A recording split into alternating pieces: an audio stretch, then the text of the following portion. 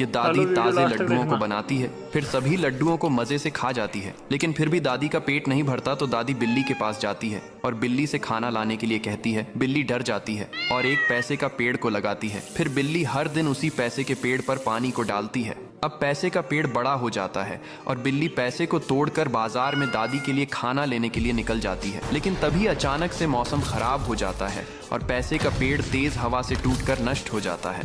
अब बिल्ली जब वापस आती है तो पेड़ को देखकर बहुत ही रोने लगती है, क्योंकि किसी ने लाइक सब्सक्राइब नहीं किया।